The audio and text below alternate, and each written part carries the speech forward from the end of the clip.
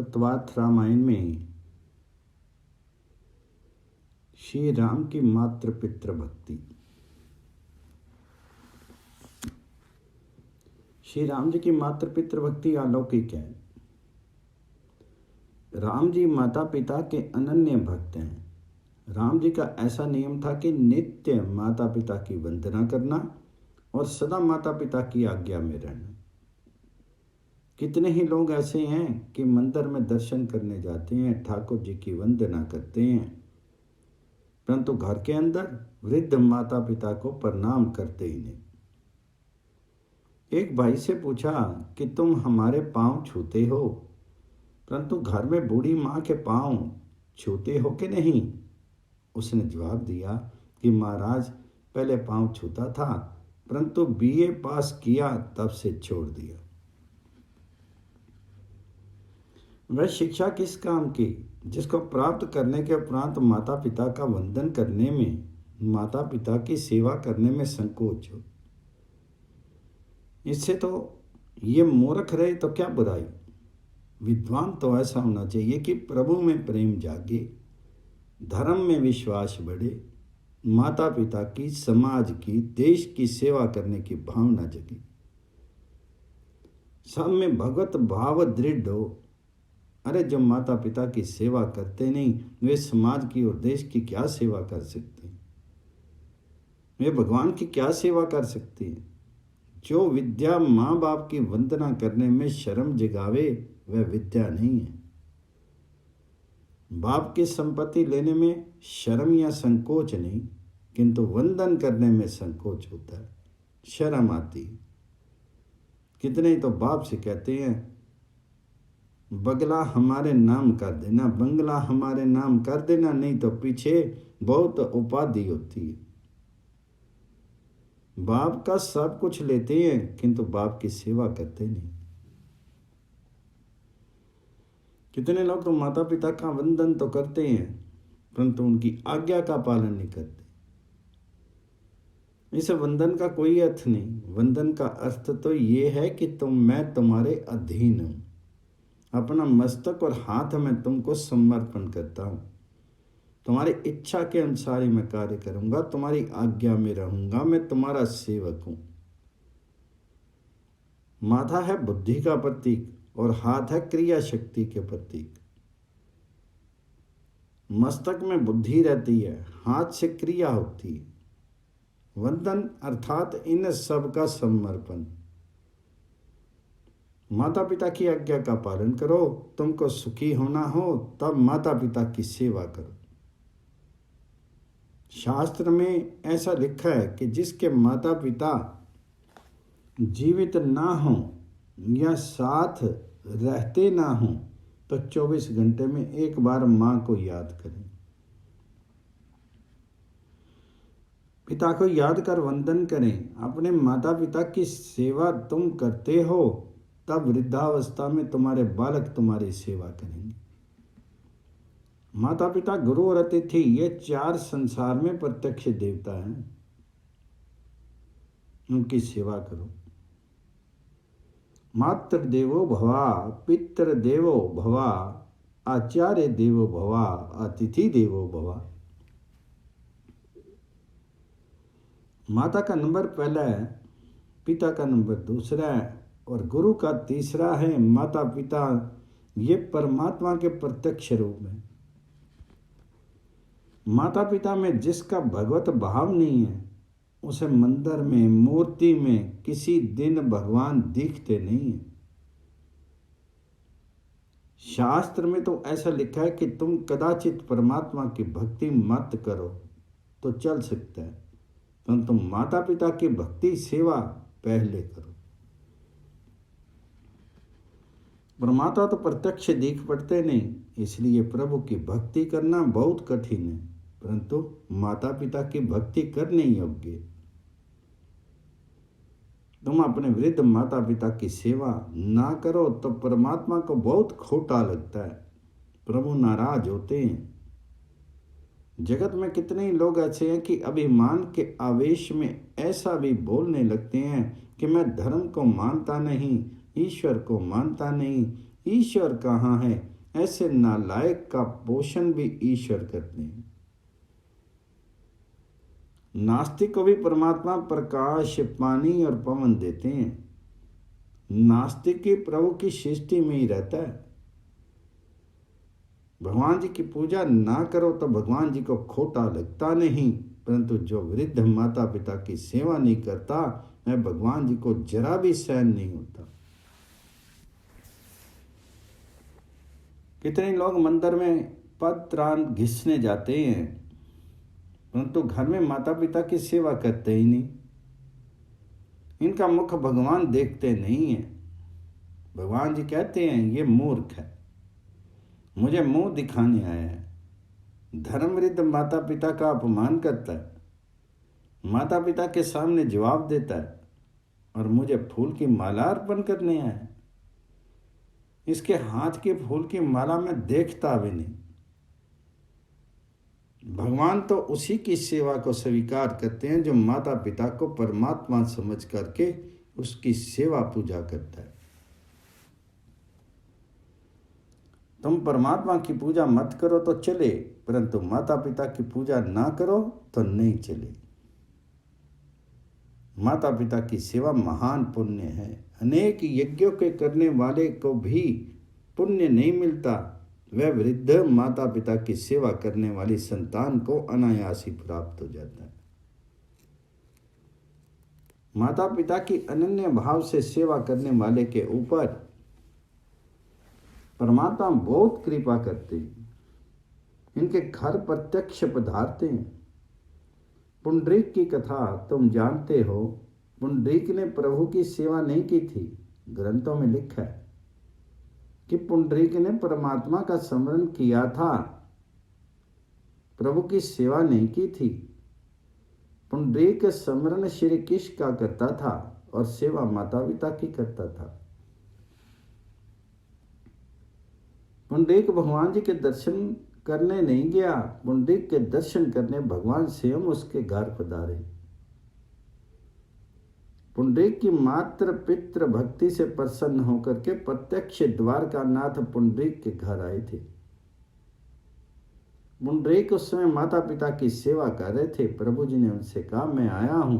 तो पुंडरीक ने कहा महाराज मैं आपकी वंदना करता हूं, इस समय मैं माता पिता की सेवा में व्यस्त हूं। माता पिता की सेवा के फलस्वरूप आप मिले हो, इसलिए माता की सेवा प्रथम है। आप तनिक बार खड़े रहो। माता पिता की सेवा करने वाले में इतनी शक्ति आती है कि अभी ईश्वर को भी खड़े रहने के लिए कह सकते हैं। बाबू ने थोड़ी परीक्षा की। पुंडरीक से बोले अनंत कोटि ब्रह्मांड के अधिनायक लक्ष्मी के पति तेरे घर आए हैं। पुंडरीक ने कहा आप पधारे, ये बहुत अच्छी बात है, मैं आपका वंदन करता हूं, परंतु इस समय आपकी सेवा करने की मुझे फुर्सत नहीं है। तो प्रभु ने कहा तुम मेरी सेवा करता नहीं तो मैं यहां से चला जाऊं। तो पुंडरीक ने कहा आपकी मर्जी, भले ही आप जाइए। तो पुंडरीक को विश्वास है कि मैंने माता पिता की सेवा छोड़ी नहीं। मैं माता पिता की सेवा करता हूं, इसलिए भगवान भले ही चले जाएं, परंतु ठाकुर जी को वापस यहीं आना ही पड़ेगा। पुंडरीक ने ठाकुर जी को उत्तर दिया भले ही आप जाओ, परंतु आपको वापस यहीं आना पड़ेगा। श्री कृष्ण जगत का आकर्षण करते हैं, परंतु माता पिता की सेवा करने वाला तो परमात्मा का भी आकर्षण करता है और कहता है आज जाओ तो वापस फिर आना पड़ेगा। प्रभु तो भक्ति के अधीन है। पुंडरीक के प्रभु को खड़े रहने के लिए एक ईंट दे दी थी। भगवान ईंट के ऊपर खड़े रहे और पुंडरीक की प्रतीक्षा करते रहे। पुंडरीक ने माता पिता की सेवा का काम छोड़ा नहीं। प्रतीक्षा करते हुए खड़े रहने से भगवान जी को थकान हुई तो कमर पर हाथ रखना पड़ा। आज भी पंढरपुर में पांडुरंग भगवान कमर पर हाथ रखे हुए ईंट पर खड़े हैं। माता पिता की सेवा की ये महिमा है। शास्त्रों में लिखा है कि मनुष्य देह बहुत दुर्लभ है, दुर्लभो मानुष्यो देहो। कारण कि धर्म, अर्थ, काम और मोक्ष ये चारों पुरुषार्थ सिद्ध करने वाला अपना ये मनुष्य शरीर ही है, और ये शरीर माता पिता ने दिया है। माता पिता का ये ऋण माथे पर है। माता पिता ने बालकों के लिए बहुत कुछ सहन किया है, परंतु आजकल बहुत से लोग स्त्री का पक्ष लेकर के माता पिता का अपमान करते हैं। शास्त्र कहते हैं कि माता पिता का अपमान करने वाला कभी सुखी रहता नहीं। राम जी का ऐसा नियम था कि माता पिता को किसी दिन भी सम्मुख उत्तर दिया नहीं। वृद्धावस्था में माता पिता से कदाचित कोई भूल हो जाए तो इनके सम्मुख उत्तर नहीं देना। उनका बारंबार वंदन करो, सम्मान करो और पीछे विवेक से समझाओ। वृद्ध को जो सम्मुख उत्तर देता है उसको शाप मिलता है। वृद्ध का हृदय बहुत कोमल होता है। सम्मुख उत्तर मिलता है तो उनको ऐसा लगता है कि इसने हमारा अपमान किया है। तुम सुखी होना चाहो तो अपने माता पिता को सम्मुख उत्तर मत देना। कितने ही छोकरे तो माता पिता से ऐसा कहते हैं कि तुमको कोई खबर नहीं, तुम कुछ ना कुछ जानते हुए भी बोलते हो। मैं कहता हूँ वैसा करो। छोकरे ऐसा बोलते हैं तो माँ बाप को कैसा लगता है। तुमको अच्छा लगे चाहे नहीं लगे, अपने माता पिता की आज्ञा में रहोगे तभी तुम्हारा कल्याण होगा। तुमको भला ना लगने पर भी माता पिता की आज्ञा का पालन करो। रामायण का यही आदर्श है। तुमको भला नहीं लगे ऐसी आज्ञा भी तुम्हारे माता पिता करें तो भी तुम प्रभु में विश्वास रखना, रामायण में विश्वास रखना और भली ना लगने वाली आज्ञा का भी पालन करना, तो तुम ईश्वर को अच्छे लगो। रामायण में लिखा है कि दशरथ महाराज जी ने कभी राम जी को मुख से नहीं कहा कि तुम वन में जाओ। दशरथ महाराज की जिह्वा कभी बोल सकती ही नहीं कि राम जी वन में जाएं। दशरथ जी ने स्पष्ट आज्ञा नहीं दी। ये तो कई ने कहा कि तुम्हारे पिता की इच्छा है, आज्ञा है कि तुम वन में जाओ। तब राम जी बोले कि मेरे पिता की ऐसी इच्छा है तो पिता की आज्ञा का पालन करना मेरा धर्म है। एम ही वचनाद राज्ञा पतयम अपि पावके भक्षेयम विषम तीक्ष्णम पतयम अपि चार्णवे। पिता की आज्ञा से मैं अग्नि में तथा समुद्र में कूद पड़ने को तैयार हूं, जहर भी पी जाने को तैयार हूं।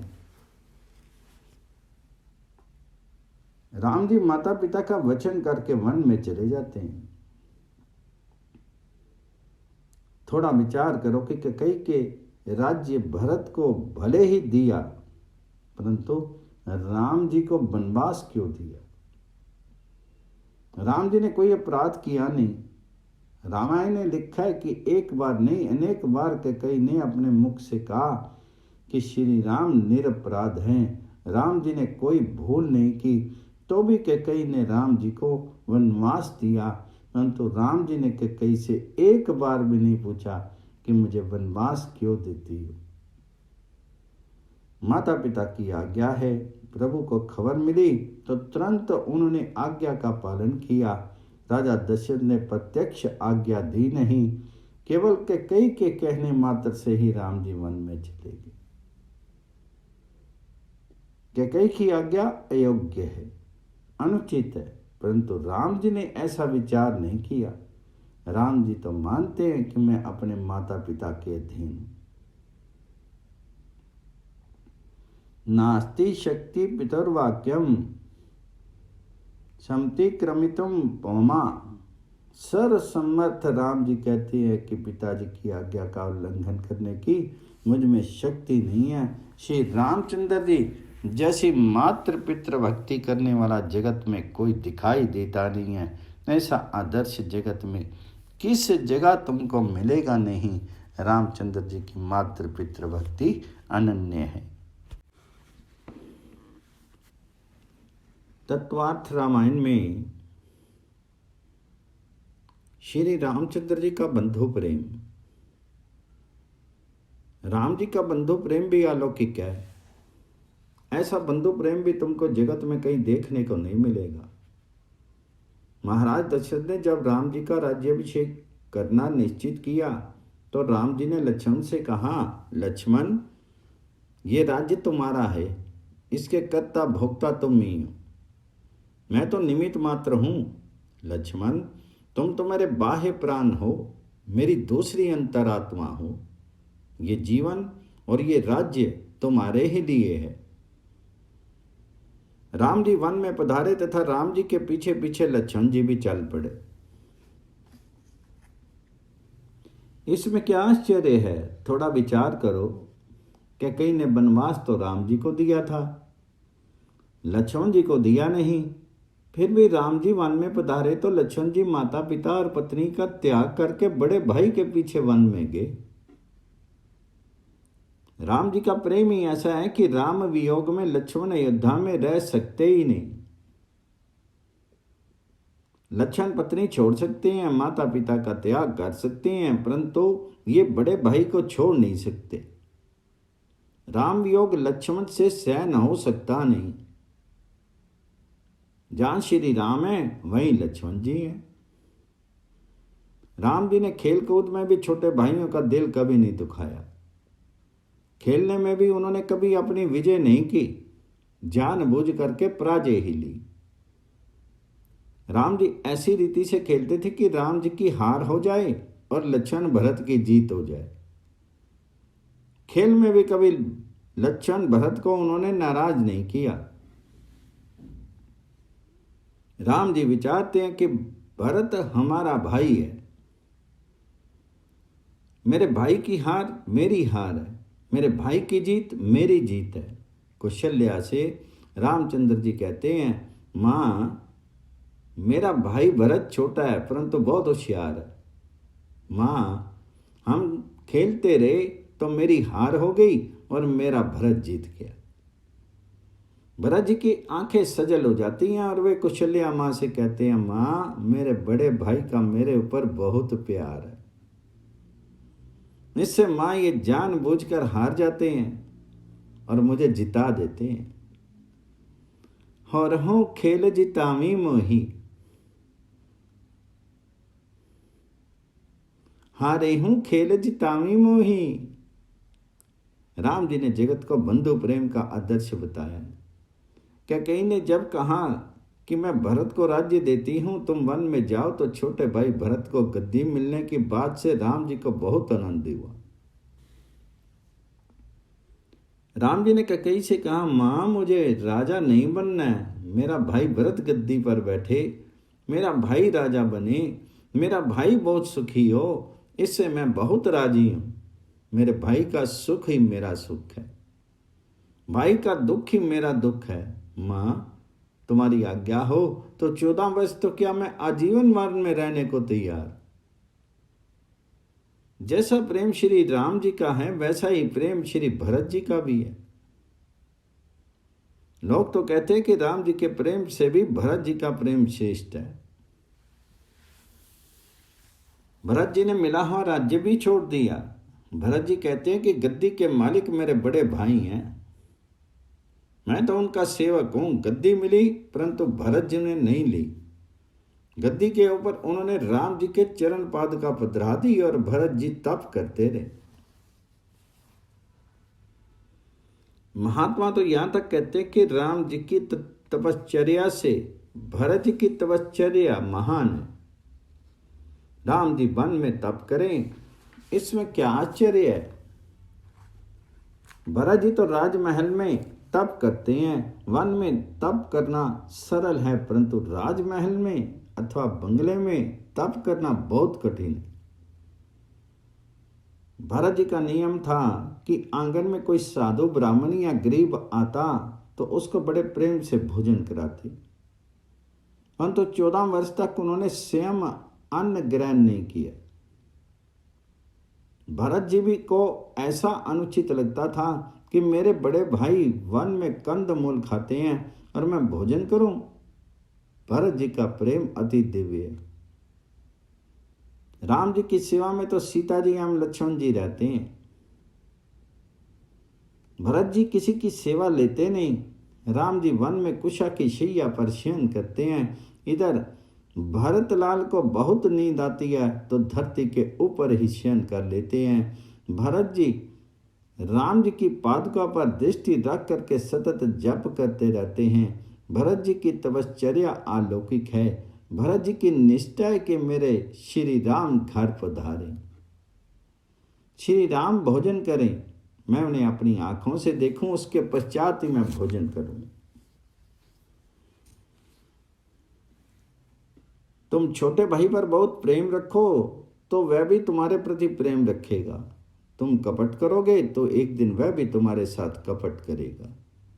ईश्वर दोनों जगह एक ही है। ये शरीर अलग अलग है परंतु प्रत्येक शरीर में रहने वाला ईश्वर तत्व एक ही है। जगत में राम राज्य कैसे होगा ये तो परमात्मा जाने। आज तो राम राज्य के पहले सर्वत्र काम का साम्राज्य व्याप्त है। जब तक मनुष्य की छाती पर काम और स्वार्थ चढ़े बैठे हैं तब तक राम राज्य की संभावना नहीं है। परंतु तुम अपने घर में अवश्य राम राज्य कर सकते हो। बड़ा भाई राम हो सकेगा तो छोटे भाई निश्चय ही भरत या लक्ष्मण हो सकेंगे। तुम शुद्ध भाव से अपने भाई के साथ प्रेम करो तो तुम्हारा भाई भी वैसे ही शुद्ध भाव से तुम्हारे प्रति प्रेम रखेगा। परंतु आजकल तो बड़ा भाई रावण जैसा होता है और छोटा भाई कुंभकर्ण जैसा हो जाता है।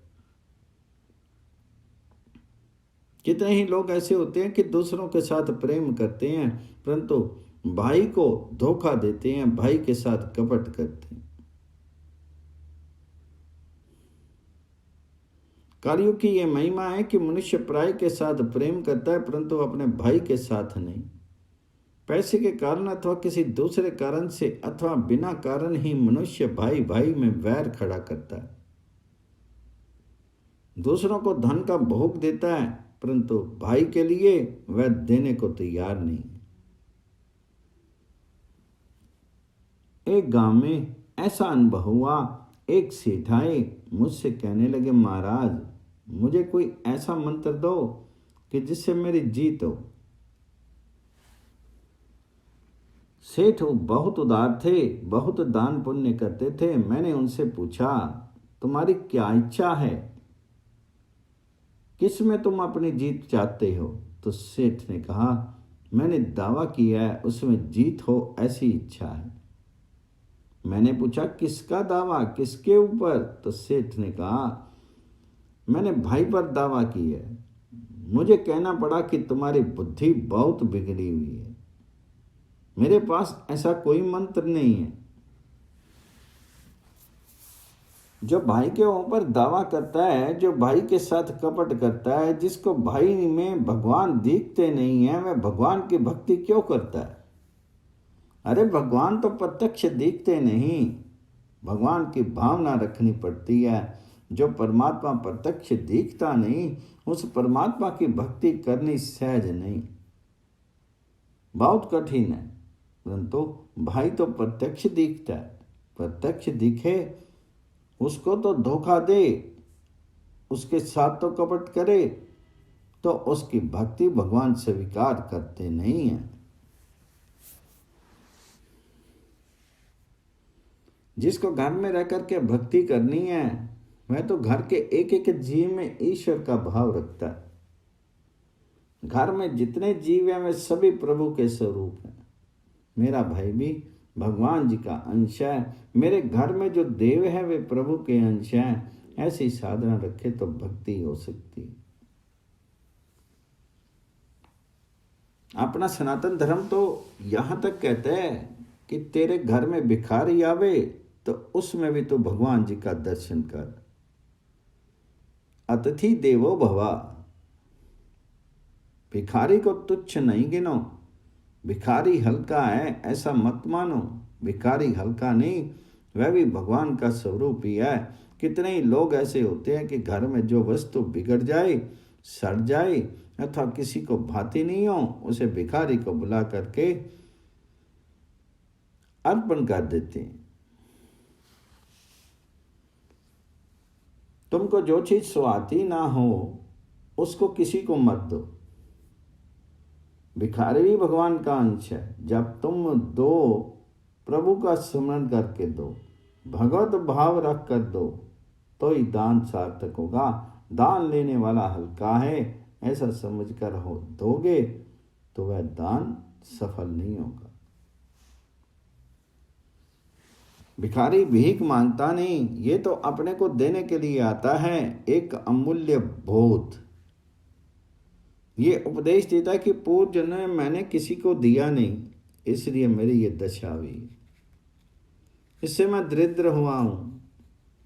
तुम यदि नहीं दोगे तो पीछे तुम्हारी भी यही दशा होगी। भिखारी में भी भगवत भाव रखो।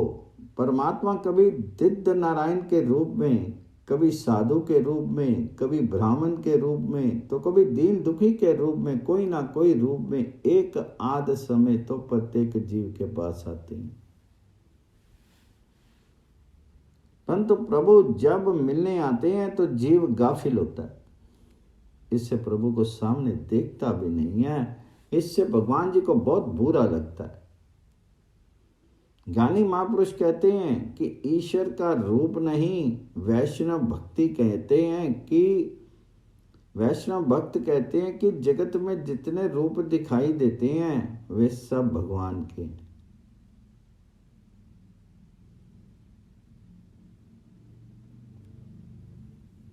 इस जगत में जितने नाम रूप हैं, जितने जीव हैं, वे सब ईश्वर के रूप हैं। ईश्वर अनेक रूप धारण करते हैं, परमेश्वर किसी भी स्वरूप में आते हैं। इसलिए किसी का भी तिरस्कार मत करो, किसी के प्रति कुभाव मत रखो, सब में भगवत भाव रखें। सभी व्यक्ति घर में रह करके भक्ति कर सकता है। सबको मान दो, कोई भी अपेक्षा रखे बिना, जहां तक बने सबके साथ प्रेम करो। अपेक्षा रख करके दिया हुआ प्रेम रुलाता है। स्वार्थ भाव से प्रेम ना करो, सब में हमारे भगवान विराजे हुए हैं। ऐसा निरपेक्ष शुद्ध भाव से सबके साथ प्रेम करो, सबको मान दो, परंतु प्रेम और मान मांगना कभी नहीं। मनुष्य का जन्म दूसरों को सुखी करने के लिए। बहुत सी बार मनुष्य परोपकार में शीर घिसाता है, परंतु उसको ऐसा लगता है कि लोगों ने मेरी कद्र नहीं की। अरे लोगों ने भगवान जी की भी कद्र कहाँ की थी? राम राज्य में राम की कद्र लोगों ने की नहीं। कद्र कोई मनुष्य कर सकता नहीं, मानव स्वार्थी है, परंतु प्रभु की दृष्टि में रख करके किए हुए सत्कर्मों की कद्र प्रभु के दरबार में अवश्य होगी। इस संसार में कोई अपेक्षा रखता नहीं, इस संसार में कोई अपेक्षा रखना नहीं। मनुष्य मान मांगता है परंतु मान देता नहीं। जिसकी ऐसी इच्छा होती है कि मुझे मान मिले, वे मान मिलने लायक नहीं। सबको मान दो। मान दान सबसे श्रेष्ठ है। किसी का तिरस्कार मत करो, किसी का तनिक भी अपमान मत करो। तुम सबके साथ शुद्ध भाव से प्रेम करोगे तो लोग भी तुम्हारे साथ प्रेम करेंगे। तुम किसी जीव को धोखा दोगे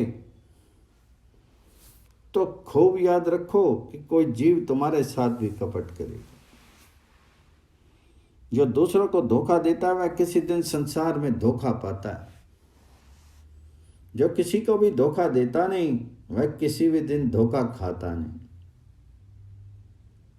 कपट करने वाले के मन में निरंतर अशांति रहती है। व्यवहार में छल कपट बहुत बढ़ गया है, इसलिए मनुष्य की शांति नष्ट होगी।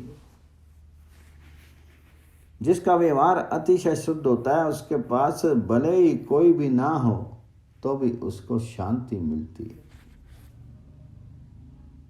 छल कपट का मन से थोड़ा लाभ हुआ ऐसा कदाचित तुमको लग सकता है, परंतु ये तुम्हारी भूल है। तुम इस प्रकार शांति गवा बैठोगे।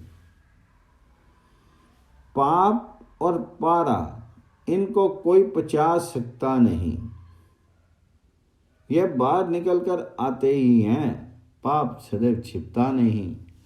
भाई को धोखा दिया, किसी के साथ कपट किया था, तो यह आज नहीं तो 2-4 साल में किसी दिन तो अवश्य जाहिर हो जाएगा।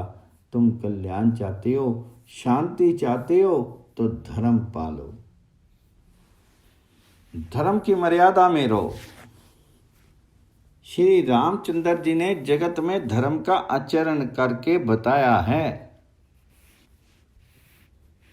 धर्म धुरीन भालू कूल भानु।